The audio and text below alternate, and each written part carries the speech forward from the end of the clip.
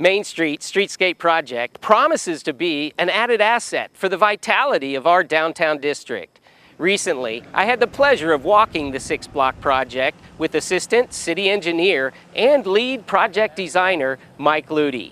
When fully completed, Main Street will also have new infrastructure we do not see that will be able to carry the load of downtown growth into the next century.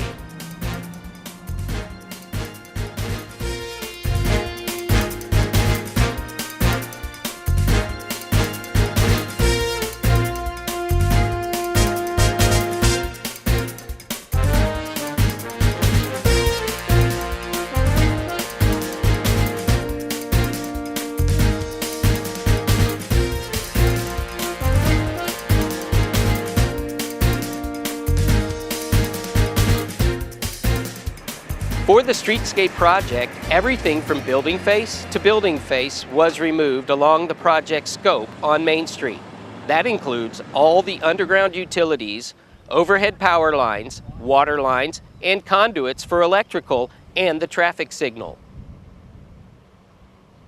At the west end of the project, new signals replace the old at Beard and Main Street, and new stop signs are being placed in between Beard and Pennsylvania along the route. Placing the power lines underground creates a clear and spacious view of Main Street. Of course, water lines will not be seen by the downtown visitor, but they have been replaced with increased capacity for future growth. The bump outs along the route have been designed to accommodate bike parking and have specially formulated tree compartments, which guide tree roots deep into the ground so future growth does not harm the new roadway or sidewalks. The design includes an automatic watering system and an expansion conduit for electrical at each tree location. As Michael and I walked, a few interesting elements were revealed by the project designer. Right here at the corner of Main and Philadelphia, a huge sinkhole was discovered. During road construction in the early 20th century, the railways were being pulled up for the streetcars, and a large amount of concrete was laid down the center of Main Street. Well, at some point in time, deterioration of the massive water pipe underneath the concrete created a nearly 10 by 10 void underneath the street.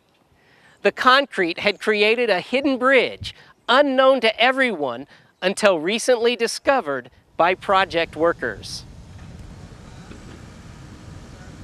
The underground construction is interesting to see.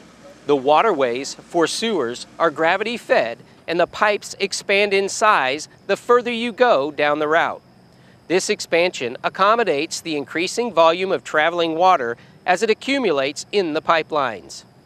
Water service lines for downtown residents and businesses do not rely on gravity. They are pressure fed through the system and are buried further underneath the construction surface. Some undocumented pipes were uncovered. Because crews had no way to know of the existence of these pipes, sometimes they were hit and ruptured. City of Shawnee crews were alerted and quick temporary repairs were made, lasting until the new, well-documented water service pipelines were pressurized and brought online according to the construction timeline. Before the new lines were approved for service, high-pressure testing was done to be sure there were no leaks in the system. Once covered, we won't have this view of the underground construction for another 100 years. The completed streetscape along Main Street is an obvious improvement to Shawnee's downtown district. Building owners who endured the construction process are gearing up for the positive impact of the aesthetic and structural improvements of the project. During the construction, I thought it was going to be tougher than it was. At first, it was a little scary. We thought we would lose business, and we got a back entrance. That helped a lot, and we just really had an outpouring of support from the community, and it really didn't affect us much.